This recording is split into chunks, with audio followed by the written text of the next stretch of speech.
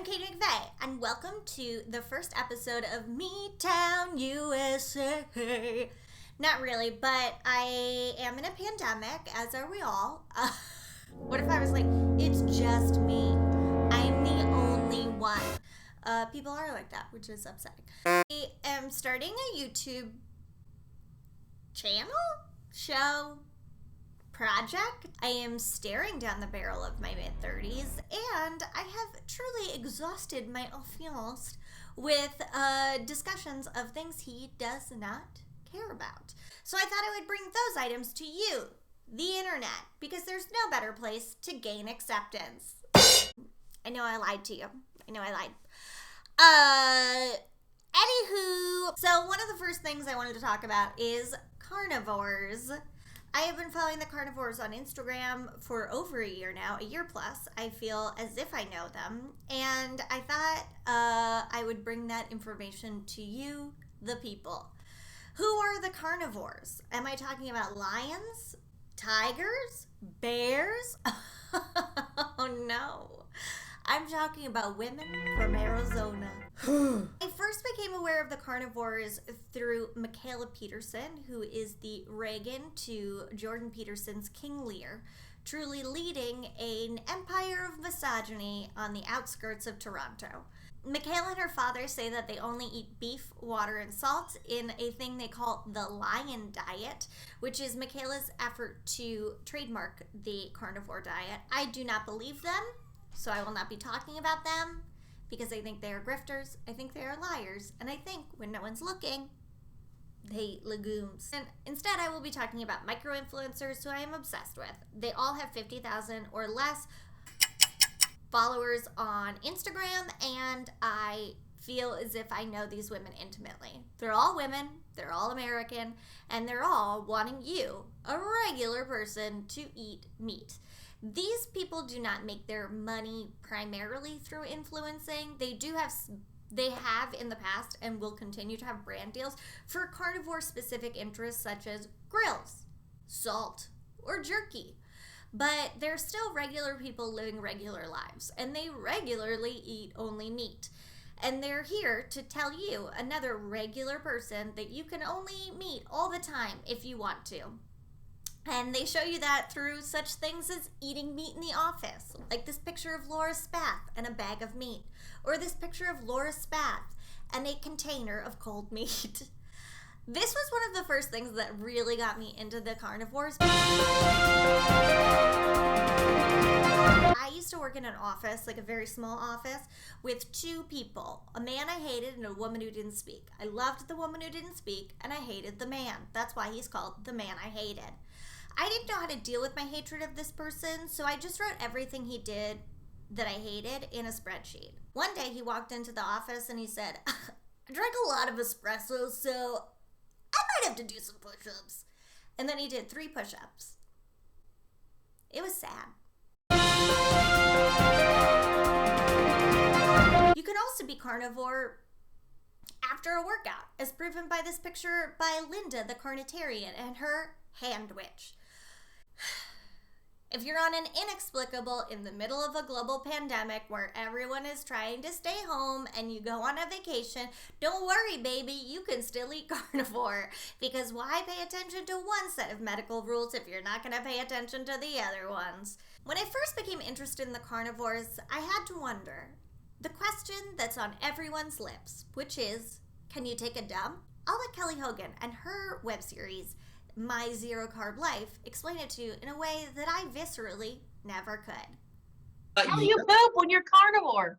Yeah, believe it or not. Yeah. Speaking of the poop, it is different. I mean, you can't not talk about, because that's one of the, when people ask me about it, that's when, obviously you guys know that's our first question. But I did come up with a rule. Actually, 2 rules I learned in carnivore. Okay. Rule number 1, never trust your butt. Ever. Ever. Okay? Yeah, okay. Wait, even still or just in the beginning? You know, I still today don't trust my butt. Okay. Okay? Okay. But I'm still early. You know, you guys can probably trust yours. Otherwise, you're going to be in a mess. A friend of mine texted me on his second day and said, I pooped myself. What? Yes. So it can happen. Dang. Okay. Okay. Rule number 2, never forget rule number 1. This is true. So I don't know about you, Laura, but I don't have any bathrooming issues either way. It's not like I'm going too easily and I'm pooping myself, and it's not difficult when I go. I feel like everything is just nice and normal as it should be. That way now for sure, but in the beginning, definitely, I had some major issues in the beginning. So I think it's kind of the same thing. I definitely abided by rule number 1 and rule number 2 Yes. for the first 6 months, for sure. Yep. So if you only eat meat, you might accidentally shit yourself for 6 straight months. I can't imagine how they get people to agree to this diet, considering that the people who are on it and like it say that for the first 6 months they could not, quote unquote, trust their butt. But there you have it. If you want to take a dump in a movie theater, if you want to potentially take a dump on the bus, if you potentially want to poop yourself in the office, why don't you try the carnivore diet? Wherever you are, you might poop. What's weird about the carnivore diet is they say after the first 6 months that you just stop farting, which is going really in the opposite direction. I'm not sure why this is such a big part of the carnivore marketing strategy, and I'm not sure what they have against farts, but as this infographic from Judy Cho proves, they are really into not farting. I looked this up because I thought maybe I can stop farting. And according to the NHS, which is the UK's health service, the average human farts 5 to 15 times a day. And although you can make dietary changes that do cut down on the amount you fart, you cannot stop yourself from farting entirely. People fart. It just happens. My dog farts. They also have occasionally release merch. Linda, the Carnitarian, coined the phrase, "It's not all ribeyes and butterflies," a phrase that is, in the words of Alan Partridge, absolutely meaningless, and yet it's really caught on in the carnivore community. God bless them. I don't understand it. I don't know what it's talking about. I mean, okay, I have a lot of problems with carnivore. Mostly is that I like eating apples, and these women have vowed that they will never eat a Fuji apple again, nor any other vegetable. I can't imagine living my life this way. It's not how I would prefer to live. I have one brief, short life on this planet, and I would like to eat carrots the whole time. Anecdotally, the carnivores claim that they have cured a lot of their chronic conditions by switching to the carnivore diet. And it's certainly resulted in weight loss for a lot of these people, which again, I can't be sure that they're getting the right amount of nutrients that you need in a day, so it doesn't surprise me that it led to weight loss. 2020 was one of the craziest years in US politics that I remember, and again, I am Over 30. Yet, none of the carnivores explicitly talked about politics that I could see. It doesn't matter what is happening in the world, they're on message, and the message is eat meat.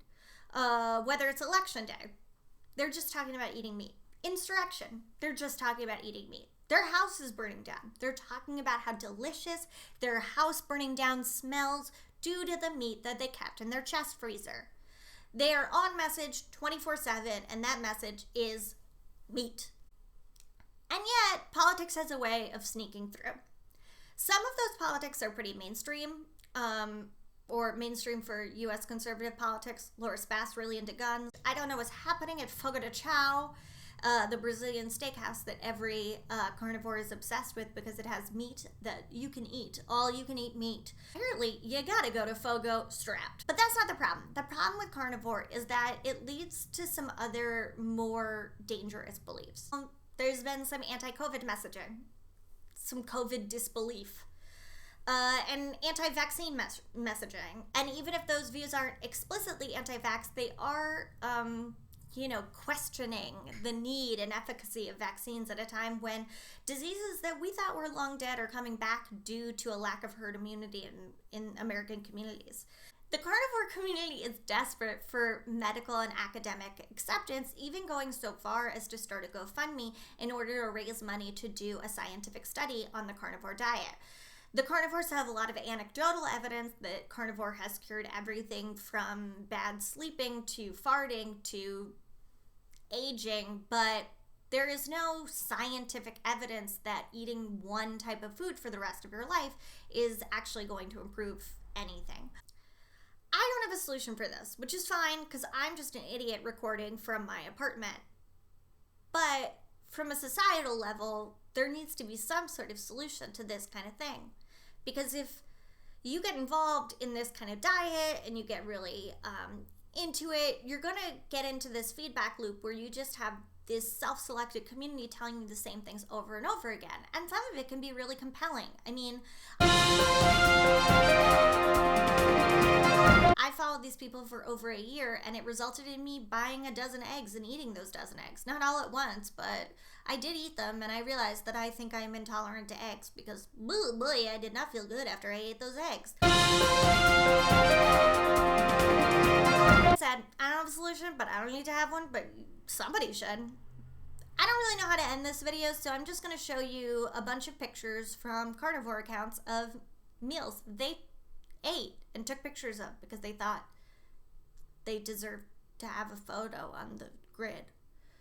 Content warning. Ugh.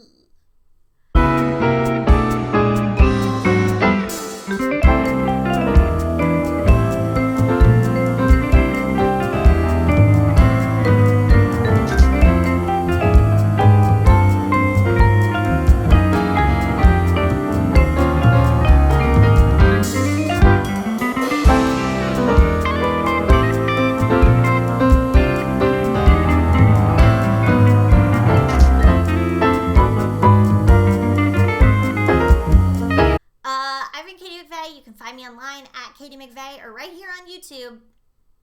I'll see you next time with a story about people who only eat Philadelphia cream cheese. And I am, in fact, a big dumb idiot.